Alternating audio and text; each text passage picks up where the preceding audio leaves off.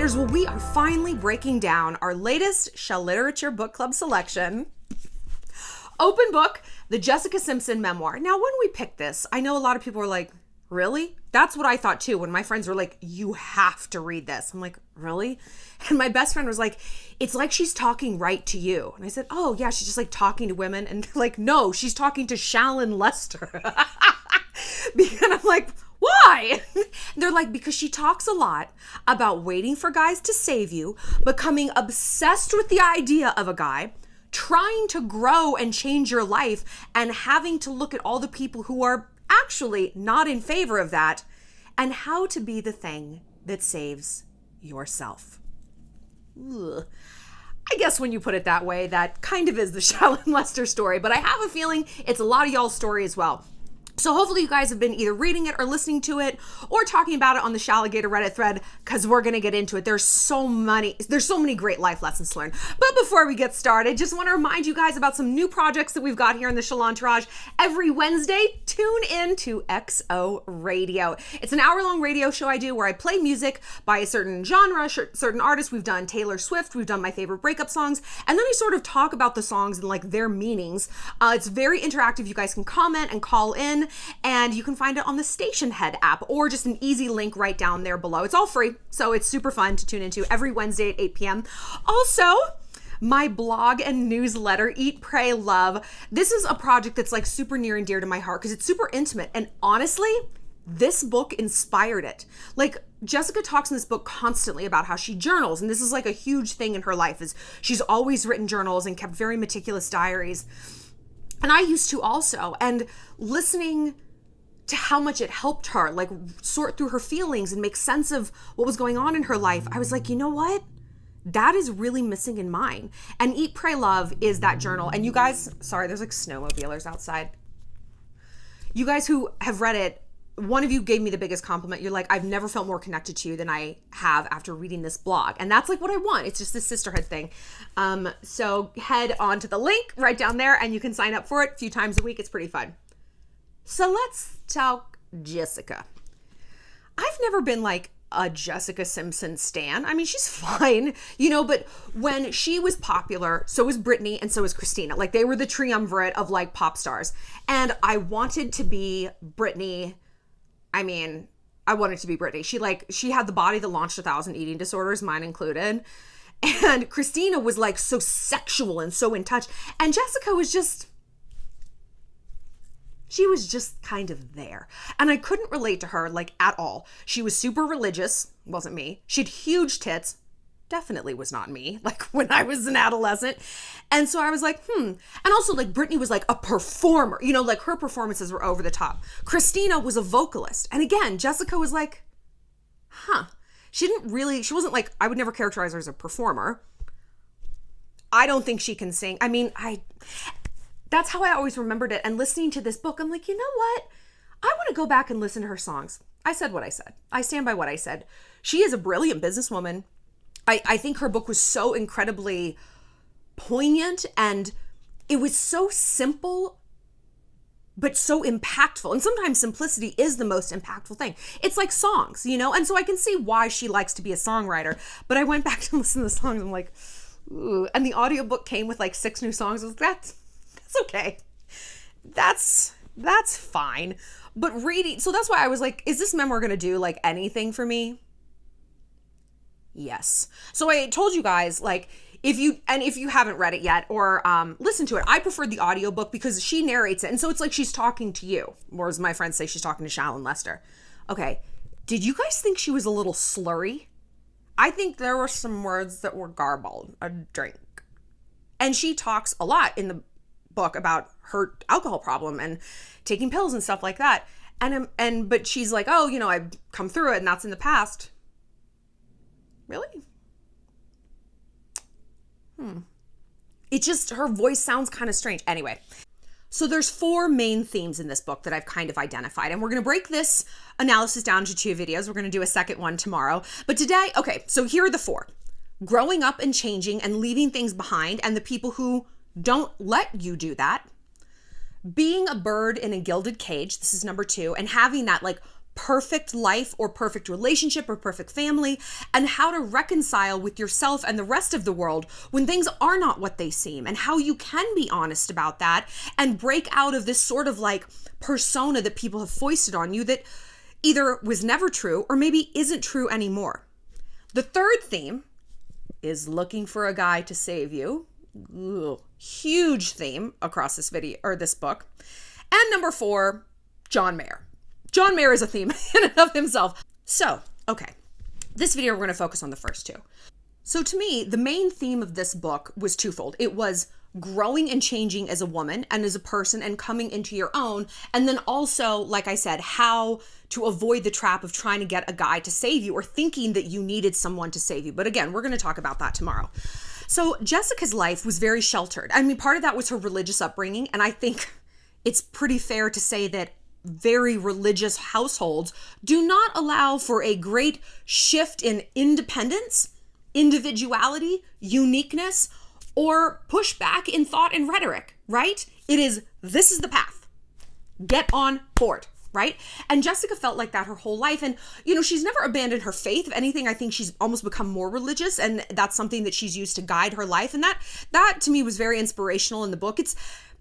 Jesus is chill, of course, whatever. But I always am very inspired by people who are very inspired. I'm inspired by people who have this rock, this foundation of their life, this sort of like Rosetta Stone of how to interpret good, bad, opportunity, loss, everything. It all filters through like the Jesus machine. Well, God took that away so that I can learn this. Well, she passed away, but now she's up in heaven and she's my guardian angel. It's like there's an explanation for everything. And that's wonderful. And I envy that. I envy the very religious, and I think that it's a beautiful thing, a beautiful force in your life to guide. But like many forces, there can be downsides. But again, Jessica didn't seem and never has seemed like religion was anything negative in her life. If anything, that was kind of the thing that saved her. What did seem difficult for her is changing and growing and making people see that. And after I finished the book, and I could look at it kind of from like a 360 point of view, a bird's eye view, almost every single person in her life wanted her to be different. Her parents, her first husband, Nick Lachey, that was like the typification of their relationship. Even her best friend, Casey. So let me read you just this little passage that stuck out to me. So she basically, while she was married to Nick Lachey, I know, he always seemed like he was wearing so much like Vaseline on his lips. His lips were always so shiny and he was always in some chunky turtleneck. Okay. Seems like a nice man, but no thank you. So she basically had an emotional affair with Johnny Knoxville, of all people, I have met him. He is very charming. You think he's just going to be like a goon, and he's not. He's like, yes, ma'am, no, ma'am. And you're like, daddy, manners, daddy. So she said, he's saving me, I told Casey. Casey's her best friend and assistant. Jessica Simpson, you don't need him to save you, Casey said. You can save yourself. We're going to get back to this. What you're doing is not right and it's not respectful to Nick. Either get in there and fix your marriage, really work on it, or you need to separate. If you want to leave Nick, talk to him. Johnny's not a bad guy, but there's nothing healthy about this thing. I think Casey felt guilty because I saw a freedom in her life that I wanted. She knew that I needed that and was going to go find it. But she didn't want to feel like it was her fault if I left Nick. Not just because they were close, but because Casey never wants to hurt anyone's feelings. This, to me, speaks to the filter of advice. We all, as humans, give advice to people based on our own experiences. Well, don't leave your husband. You're going to be broke as shit. Absolutely leave. You're going to meet a hot guy. Which experience do you think those two women had? Those experiences, that's what they're saying. And this paragraph stood out to me because Casey is like a very level-headed, logical, but also loved Jessica. And yet, she also wanted Jessica to kind of stay not small, but safe. What she interpreted as safe. What her father interpreted as safe. What Nick interpreted as safe. Stay this person who we have decided that you are. And maybe at one time you were. But you need to kind of stay like that. And why am I bringing this up? What the fuck does this mean? Because at the end of the day, the advice you need to trust is your own. Is your own. And a big theme of this book is learning to trust yourself. Learning to say, no, That doesn't work for me.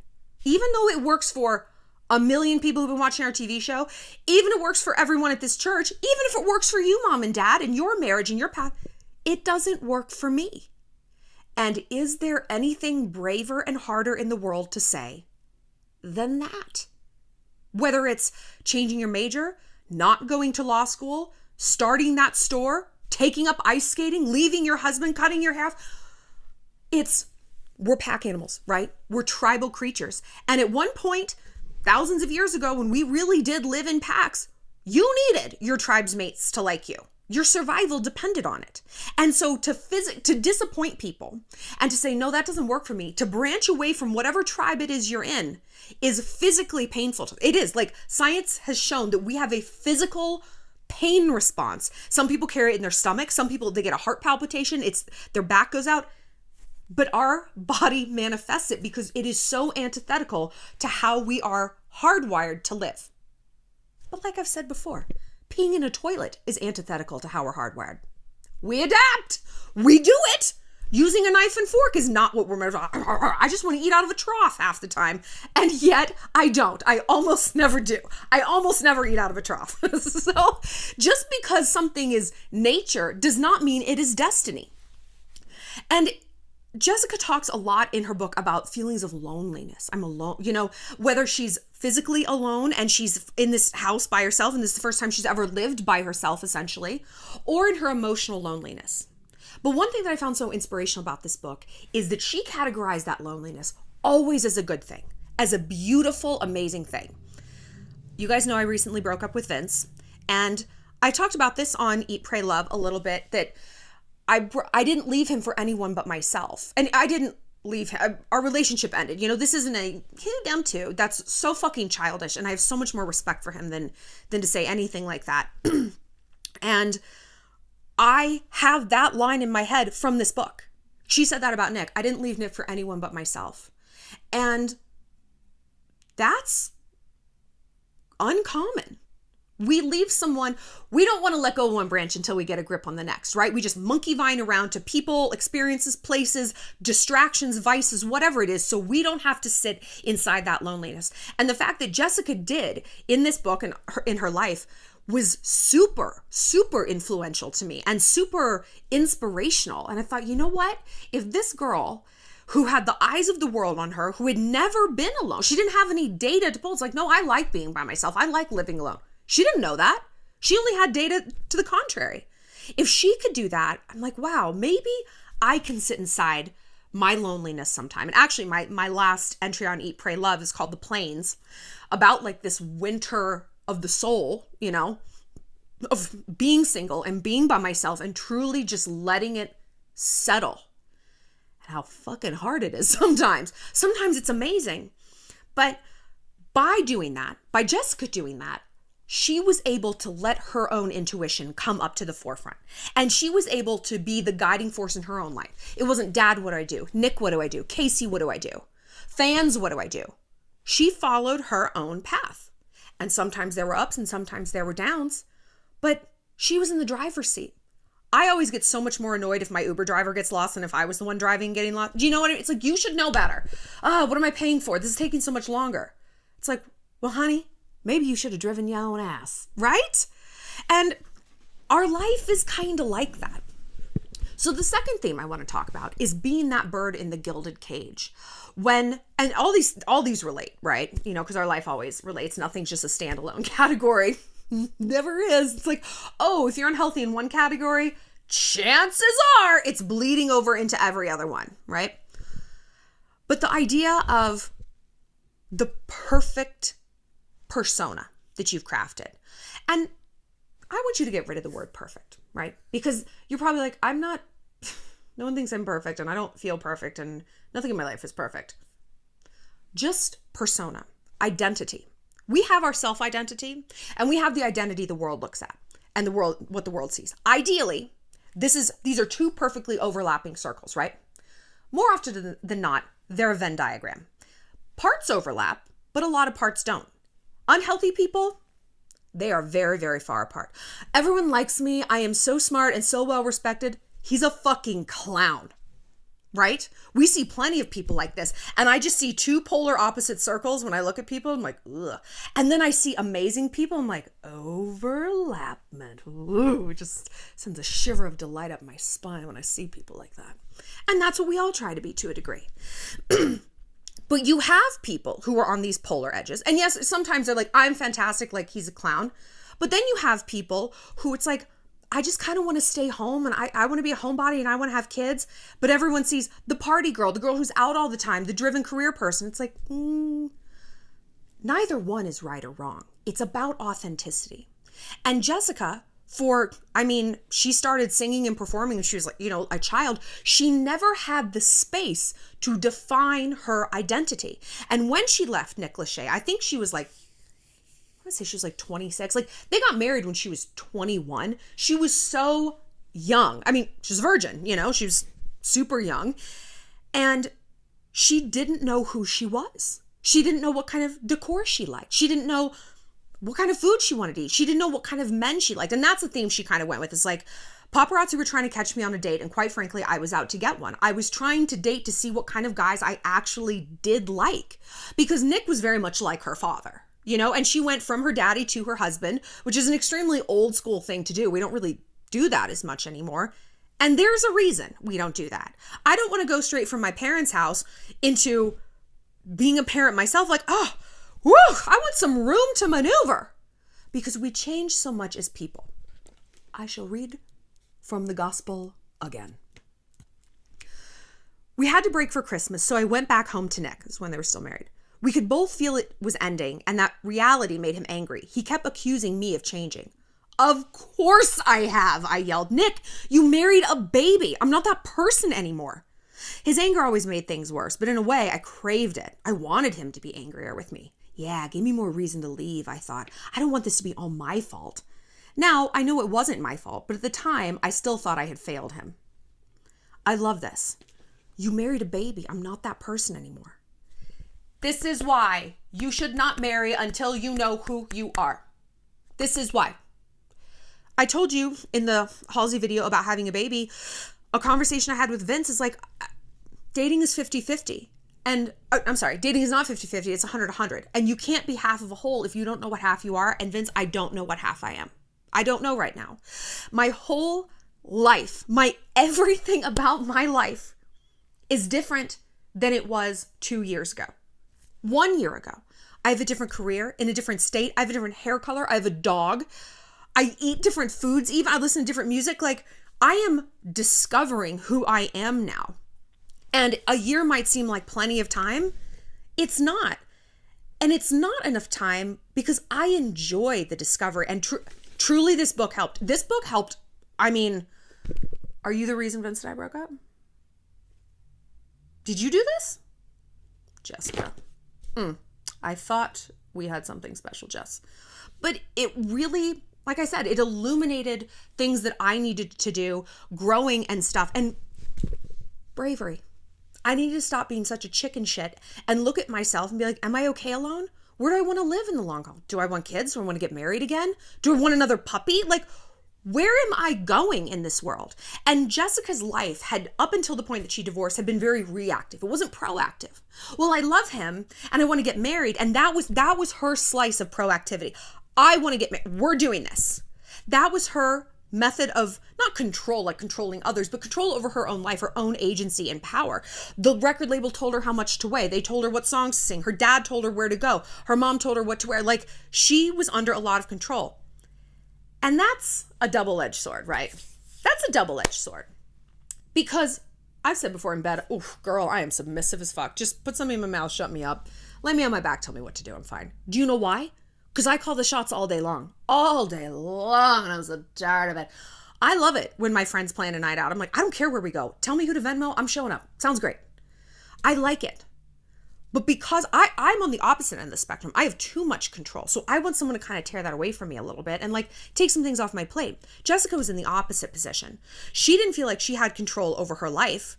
And the good thing is she didn't have to make a lot of decisions and she didn't have to feel responsible for a lot of decisions.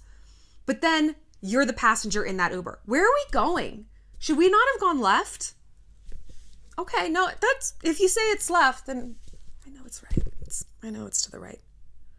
Like, what are you going to do besides sit there and bitch, which begats resentment, frustration, passive aggression, and what? The victim narrative. The victim narrative. And Jessica's memoir butted up against this. You could tell, she didn't call it exactly that, but she did say that she had feelings of like being, this was my fault, and victimhood. And she got out before that sunk deep into her, right? She valued herself enough and her soul and her identity enough that she's like, that actually isn't how I see myself. I might be coddled and sheltered, but I'm not a victim. I'm not a victim. No. And I'm not going to engage in scenarios that tell me that I am. I'm a champion. I came out of Nowheresville, Texas. I can't sing, and yet I'm famous. She didn't say that, but and I deserve more than this. And then she was forced to do that thing where you have to look people in the eye who have a perception of you, whether it's you're just that small town chick who works at CVS, or you're the guy who gets straight A's and is going to Stanford, right? And you have to look at them and say, no, I'm not. And no, it's funny. Whether you're the person who works at Hot Topic at the mall or you're the incredible high achiever aerospace engineer, looking at people who hold those views and saying, that is actually not me, you come to the same place. I'm disappointing them. I'm letting everyone down. No one's going to look at me the same. No one's going to be there for me. Studies show that feelings of respect towards someone with healthy boundaries who are able to say no exponentially increases. People pleasers, the spineless chick who, I'll do that project. Okay. Your friend who accepts any booty call on a Saturday night from any fuckboy in her life. Do you respect those people? I mean, kind of, but like, if you really look at it, it's like, I don't want to be like that. And no. You respect people who are like, no, thank you. I don't have time to do that. That's so sweet of you to offer, but I'm actually going to stay home tonight and just take a bubble bath and read. You might not want to hear that, but you're like, all right. And the people who don't have that feeling of respect, what do we say about boundaries? What do we say? The people who hate your boundaries are the ones who benefit from you having none at all. And isn't this Jessica's whole life? No, I'm not going to show my tits and have all this like skin showing in the videos. That's not what I like. Girl, if I had her body in 2001, I never would have put it away. Never. But as she spent more time alone and got in touch with her intuition and truly what she liked from the micro, what kind of shoes do I like? Where do I want to live? How do I want to spend my day? Then that increased. It goes back to that ladder that we talk about, those decision ladders, gratitude ladders, manifestation ladders. She was able to look people in the face with more and more confidence and say, that's actually not me. No, I'm not a dumb blonde. I own $1 billion company. No, I'm not staying in this marriage and being Betty Crocker. I make more money than you, so I'm going to go pursue my career. T.O. You know how, like, kind of the theme of her marriage with Nick is like, he wanted her to be home more and this like perfect wife. And she's like, do you not understand? I'm the breadwinner here. Like, I'm the famous person. I'm the person getting the endorsements. I'm the person selling the records. Like, sorry, this is your ego talking, but no. And so she was like, no one is going to keep me home like this. No one's going to tell me what to do. If I want to pursue my career and do movies and whatever, that's what I'm going to do. The irony is, once she like partnered up with her now husband, Eric Johnson, like one of the first things she did was talk him out of going to business school. Did you guys notice that? I was like, I can't believe she actually is so tone deaf. She like said that in her memoir. To me, like the parallels were unbelievable. It's like, well, why do you actually need to go? To like make connections? You don't need connections. I have connections. I can give you everything you need. No. Don't go make a new community of people across the country. Stay here with me. I'm your community. Isn't that why I listened to that? I was like, fuck, Jessica, like hurt people. And I see a lot of what guys did to her, she did to Eric. She said they hooked up the first night. She pursued him. She like kind of bombarded his life with her glamour and money. And I flew us all to Capri for my birthday. And I brought in these special teachers and blah, blah, blah. Isn't that what like John Mayer kind of did to her. Like, we're going to the Met Gala, we're doing this. Like, suddenly you're in this whole echelon that you weren't before. Same with Johnny Knoxville, same with Nick Lachey. It's, baby girl, let me save you. Let me overwhelm you so that I have control, but I'm going to wrap it in such a pretty package. I think it's interesting. I think the parallels are unmistakable. I actually know some people who know them as a couple, and I was like, what is Eric Johnson like? He seems like kind of a beta male. And they're like, oh no, he is an absolute weapon, like in a good way. He's like strong and wise, and just, they're like, he's awesome. So that's good. I mean, that makes me happy. That makes me happy that she's got like a great partner. But I do look at those initial dynamics and I'm like, huh, interesting. Even when she was talking about her drinking problem, like, Eric drank just as much as she did. And he was like a vegan who does Tai Chi and meditation. He's a pro athlete. Like, it's not in his inherent nature to be drinking all day long, but it is in hers, by her own admission. So, who was influencing who? Who was probably pouring a drink for who? I wonder. So, as wise and as woke as Jessica seems about her own life and issues, I do think it's interesting. She basically copy and pasted what guys did to her onto her marriage. Anyway, so to recap. Growing up and growing and changing as a person is extremely difficult. I have done it. I've done it several times. I have reinvented myself in my life about 4 times now, 4 or 5 times, right? And that involved moving to New York. That involved leaving journalism, becoming a YouTuber. That involved leaving my preppy group of friends and becoming like an emo scene girl. And every time I did those things, I stepped out onto an absolute gangplank of isolation. No friends, no income, nobody I knew in the city, nobody I know in this state now. And I fucking did it, and I made it work. And you know what? Humility is for the weak. Humility is for fucking losers. I want all of you guys to look around your life and look at the times you've reinvented yourself. Even if it was something as simple as like, I got rid of that toxic best friend. And it had always been like Katie and Shelby, and now it's just Katie. You did it. Maybe it was, I don't dress like that anymore. I don't like that kind of music anymore. I'm actually vegan now. You have done it too. And if you haven't, that's okay. Today is that day. Today is that day where you can look around your life. You not only have my permission, you have my forcing you, my order, my directive to look around your life and ask yourself if something needs to be reinvented. What is not serving you anymore? What ideas that people have about you, falsely or correctly, are holding you back? I remember it was incredibly difficult for me to tell my friends and my family that my marriage was not doing well. And it hadn't been for a while. Because no one believed it.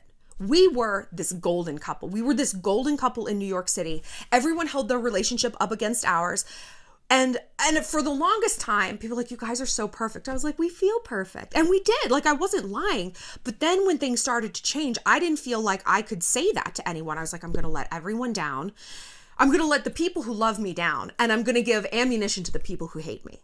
That's how I felt. You know, that's really how I felt. And I felt that multiple times since. I felt that about telling you guys Vince and I broke up. It's like, man, all the people who hate me are going to be like, ha, fucking talk about losers. And all of you guys who love me are going to be like, oh, Shallon. But I'm happy.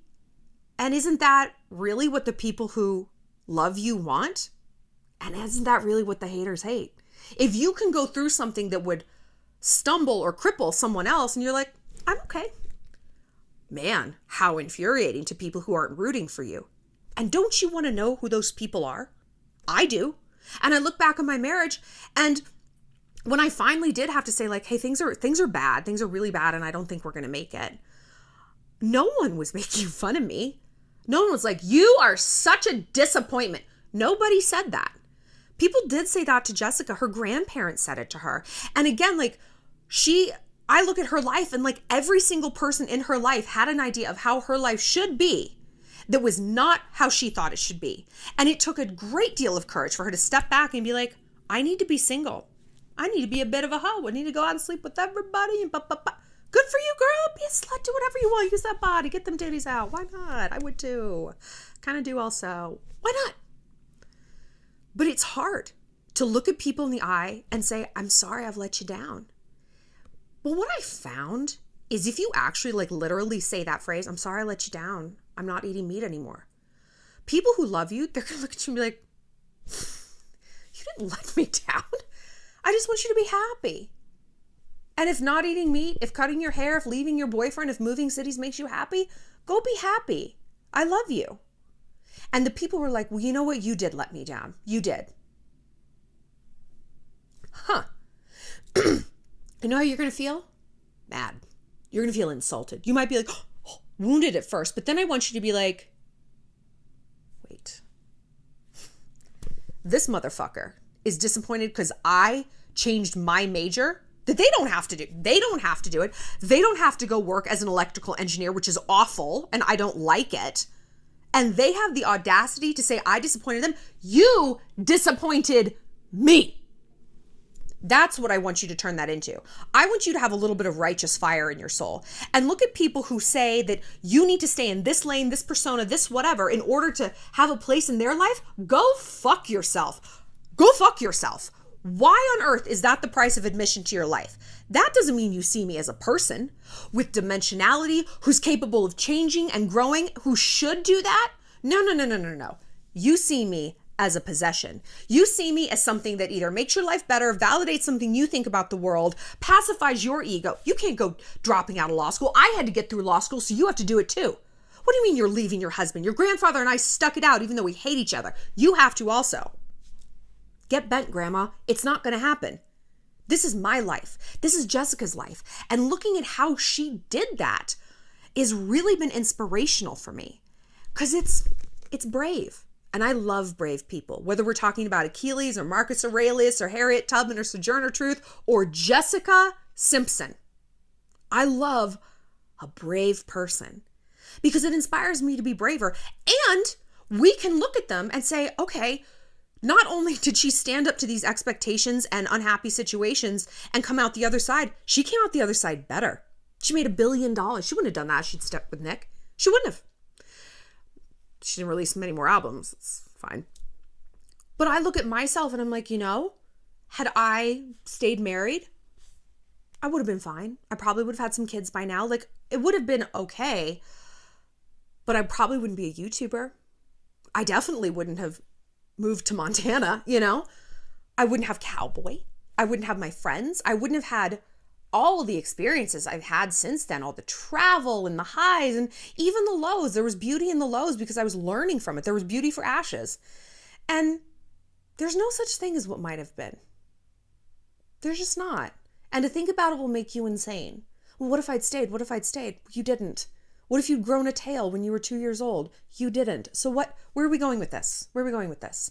We got to walk in the light of the here and the now and know that we're on this path for a reason.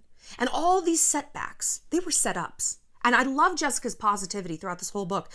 She doesn't get like morose and self-aggrandizing or victim narrative-y. It's just like, this is coming at me and I'm dealing with it. What am I learning? Why did God bring me here? How can I give this problem to God and say, I'm not going to worry about this anymore. I'm going to focus on my fashion line. I'm going to focus on my next album. And I'm going to let God bring the next great guy into my life. And whatever term you want to give, it doesn't have to be God or Elohim or Hera, whoever. It could just be the universe, fate, whatevs. The point is that you give it over to a different thing, that you don't take responsibility for every bad thing that happens, I mean, in a good way, but that you keep moving forward into the light of self-discovery.